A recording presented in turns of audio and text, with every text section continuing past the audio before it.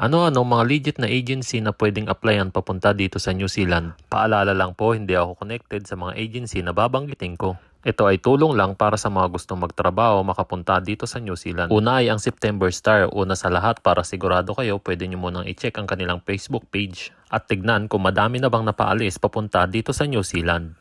Pangalawa ay ang Yangwa o Human Resources Corporation. Sobrang dami na rin itong napaalis papunta dito sa New Zealand na mga kababayan natin. Take note guys, hindi lang New Zealand ang bansa na kanilang pinapaalis. Check nyo din ang kanilang Facebook page.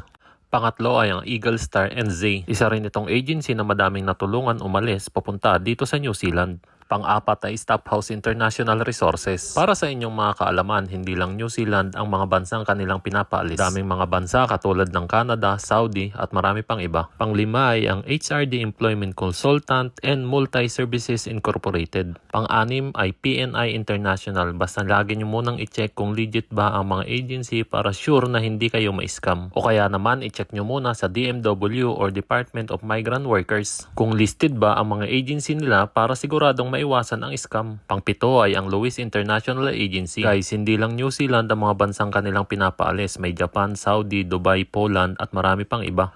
Pangwalo ay ang First Dynamic Personal Resources Incorporated. Guys, ugaliin din natin na magbasa at intindihin ang lahat ng kanilang mga posts. Guys, take note, lahat ng mga agency na nabanggit ko ay hindi ako connected sa mga yan. Ito ay tulong lang para malaman nyo kung saan ba pwede mag-apply papunta sa ibang bansa, lalong-lalo na dito sa New Zealand. At paalala, ang New Zealand ay no placement fee required.